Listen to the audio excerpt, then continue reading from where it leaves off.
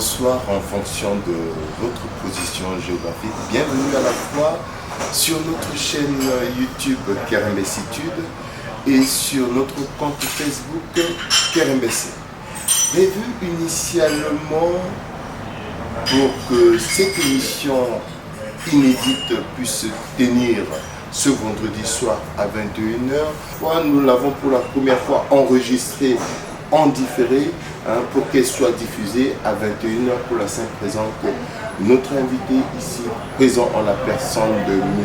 Ludovic Piloua, expert comptable, chef de département du contrôle audit interne à la BEAC, a du pain sur la planche, il a vraiment beaucoup de choses à faire. Donc nous étions contraints de venir vers lui pour ne pas que l'émission de ce soir puisse se transformer en eau de boudin. Alors il nous fait l'insigne honneur de nous recevoir un temps soit peu pour que nous échangeons sur la situation, très brièvement sur la situation politique du pays. D'ailleurs, il a un droit de réserve, il est astreint à la parole, c'est pas du tout évident. Il va nous parler de lui, beaucoup plus de lui. Il nous parlera également sur son projet professionnel. Il nous parlera, en plus de tout ça, sur ce qu'il entend faire pour la République centrafricaine. Mais ensemble avec vous, nous allons tenter de lui arracher quelques mots. Ce n'est pas du tout évident. En tant que centrafricain, il nous parlera quand même de lui. Monsieur Piloua, bonjour. Bonjour, Monsieur Rodrigue Maïté. Alors, qui est Monsieur Piloua? Êtes-vous un homme politique, un banquier, un homme d'affaires? Parlez-nous un peu de vous, puisque ces derniers temps, en tourbillon et en rafale, votre nom figure parmi les noms des personnalités qui font l'actualité en République centrafricaine. Qui êtes-vous réellement? Dites-nous. Merci beaucoup, Monsieur Maïté. Je voudrais d'abord me présenter à mes compatriotes. Je suis Ludovic Piloua Zwambanu. Je suis né le 20 juin 1966 à Bangui. Je suis centrafricain de père et de mère. J'ai grandi à Bangui. Mon cursus scolaire a commencé à Bangui. J'ai fait le lycée à Bangui. Je suis arrivé en France où j'ai passé le baccalauréat au lycée Victor Hugo, juste le lycée qui se trouve derrière le centre Georges Pompidou, à Beaubourg. Oui. Après le baccalauréat, je suis allé en province, à Grenoble, à Marseille et à Perpignan, pour notamment les études supérieures. Donc de formation initiale, je suis expert comptable, de formation initiale. Oui. Après les études supérieures, j'ai eu l'opportunité de travailler pendant 4 ans dans un cabinet d'expertise comptable en France, précisément à Saint-Ouen. J'ai travaillé pendant 4 ans dans ce cabinet d'expertise comptable et une seconde opportunité s'était offerte à moi, l'opportunité d'aller passer le concours de la Banque des États de l'Afrique centrale. Ce concours, je l'avais passé, c'était fin 2000. Nous avons eu les résultats, je crois, début 2001. Donc, j'étais arrivé à la Banque centrale, au service central à Yaoundé, comme stagiaire de l'encadrement supérieur à la Banque des États de l'Afrique centrale. Vous savez que quand vous rentrez à la Banque centrale, comme cadre supérieur, stagiaire, vous avez une période probatoire d'1 an, parce qu'il faut être qualifié.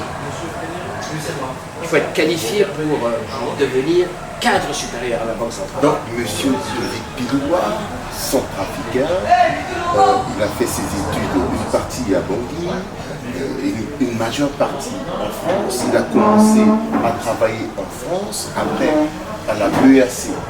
Donc, vous n'avez pas travaillé en République centrafricaine? Je n'ai jamais travaillé en République centrafricaine. J'ai essentiellement, après ma titularisation, je n'ai travaillé que dans la sous-région Afrique centrale et particulièrement à la Banque centrale. Et vous avez une idée assez nette de la Centrafrique. Êtes-vous toujours proche de la République centrafricaine? Très proche, dites-nous. Oui, monsieur Maïté, avec certitude, force et vigueur, je vous dis oui, puisque la Banque des États de l'Afrique centrale est une institution sous-régionale. Elle a des démembrements un peu partout dans la sous-région. À N'Djamena, au Cameroun, en République centrafricaine, en Guinée équatoriale, au Gabon et au Congo. Donc, de par les fonctions, les différentes fonctions que j'occupe à la Banque centrale, j'ai parcouru la CEMAC et j'ai effectué beaucoup de missions en République centrafricaine. Donc, je suis resté proche, même étant au Cameroun, je suis resté proche de mon pays, la République centrafricaine. Alors, puisque nous en sommes, monsieur Ludovic Bilois, pourriez-nous nous parler très brièvement de la BEAC? Qu'est-ce que c'est que la BEAC? Comment est-ce que cette banque fonctionne dans la sous-région? Dites-nous un tout petit peu. Merci beaucoup, monsieur Maïté. Je suis bien placé pour vous expliquer aux Centrafricains et aux Centrafricaines qui nous écoutent ce que c'est que la BEAC. La BEAC, c'est la Banque des États de l'Afrique centrale. C'est une institution publique constituée par les 6 États de la communauté économique et monétaire de l'Afrique centrale. La Guinée équatoriale, le Cameroun, le Congo, la République centrafricaine, le Tchad et la République gabonaise. Ce sont ces 6 États qui se sont réunis pour constituer la Banque des États de l'Afrique centrale. Quel est le rôle de la Banque des États de l'Afrique centrale? La Banque des États de l'Afrique centrale a pour mission de créer la monnaie et de financer le système bancaire. Ce n'est que ça. Elle crée de la monnaie et elle finance ou elle refinance le système bancaire des 6 États de la CEMAC. Elle a d'autres attributions, mais je ne souhaiterais pas en dire plus. Voici son rôle principal. Nous espérons que d'ici demain, lorsque vous sortirez de votre droite de regard, vous nous parlerez autant que faire se peut sur la banque, sur l'économie de la Centrafrique. Bien évidemment. Ça n'a pas été évident, hein, c'est ce que nous avons. Oui, bien évidemment, monsieur Rodrigue Maïté, je vous en dirai davantage, je vous en dirai plus sur les attributions de la Banque centrale, quel est véritablement le rôle de la Banque centrale dans l'économie de la CEMAC, dans l'économie des pays de la CEMAC. Je vous en dirai davantage. Alors, puisqu'avec vous, nous ne pouvons pas parler politique, nous ne pouvons pas parler de l'économie de la République centrafricaine de fond en comble, compte tenu de votre devoir de regard, parlez-nous un tout petit peu de vous, de vos projets personnels, de votre projet professionnel lié à la République centrafricaine. Les Centrafricains qui nous suivent aimeraient bel et bien écouter vos projets professionnels ou personnels. Dites-nous. Merci beaucoup, monsieur Maïté. D'abord, je vais commencer par mes projets professionnels. Je suis un être humain comme vous, comme tous les Centrafricains. Je travaille dans une institution publique où il y a beaucoup de challenges, il y a beaucoup d'enjeux. Aujourd'hui, je suis chef du département du contrôle interne, avec rang de directeur. J'ai l'ambition, comme tout Centrafricain, j'aspire à plus. J'aimerais bien, un de ces jours, occuper le poste de secrétaire général, vice-gouverneur de la Banque des États de l'Afrique centrale, gouverneur de la Banque des États de l'Afrique centrale, ou directeur central.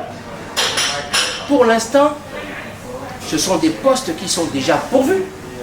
Mais le jour où les autorités de mon pays, de notre pays, m'appellent pour me confier des responsabilités, mais je n'hésiterai pas. Je n'hésiterai pas. Mais pour l'instant, ce sont des postes pourvus.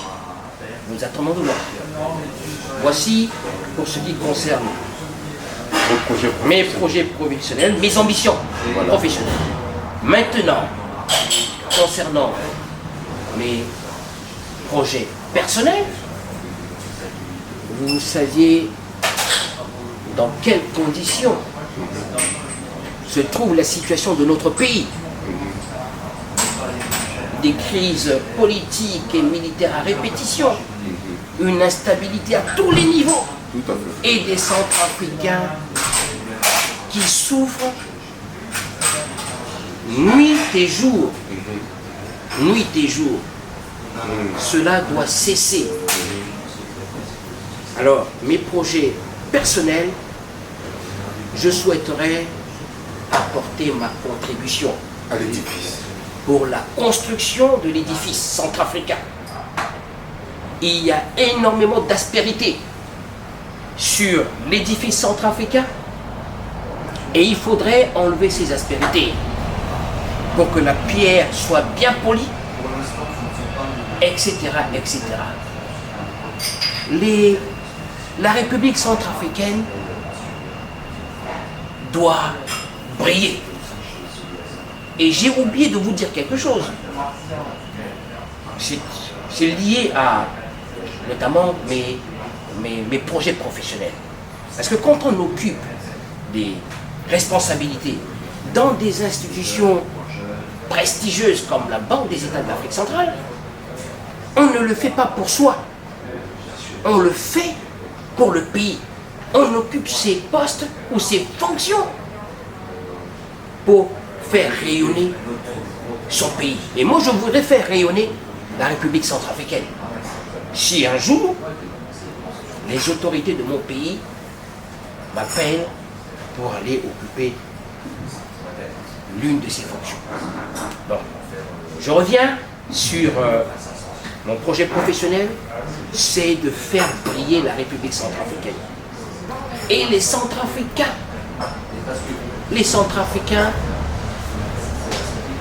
nous sommes 5 millions. Il y a des compétences un peu partout. Moi, c'est comme ça que je vois les choses. Nous ne sommes pas des moins que rien. Non. Les Centrafricains, il y a des Centrafricains qui sont compétents. Et moi, je souhaiterais voir tous ces Centrafricains revenir au pays. Ou bien, depuis l'extérieur, il faudrait qu'on les motive. Depuis l'extérieur, ils peuvent faire de bonnes choses pour le pays. Ah oui, mais c'est justement ce que nous vous avons donné ce temps de parole. C'est une manière d'inciter, de booster un peu les Centrafricains qui sont un peu partout, qui sont éparpillés dans le monde entier, pour qu'ils puissent savoir cette majorité silencieuse que la Centrafrique a besoin de. Puisque notre émission s'achemine, tourne vers la fin, votre mot, votre dernier mot, tout dernier mot, s'il vous plaît. Mon dernier mot, je dirais, concernant cette causerie, tout à fait. Cette causerie, c'est de dire aux Centrafricains que la situation de notre pays, elle est extrêmement grave. Elle est extrêmement grave. Notre mère patrie, vous voyez, lorsque sous d'autres cieux, les gens appellent leur pays mère patrie, ce n'est pas pour rien. Ce n'est pas pour rien. C'est un mot extrêmement puissant. La République centrafricaine, notre mère patrie, elle a aujourd'hui sa nudité qui est visible de par le monde entier. Les Centrafricains, lorsque vous dites que vous êtes Centrafricain, on ne connaît pas la République centrafricaine, etc. Mais comment accepter cela?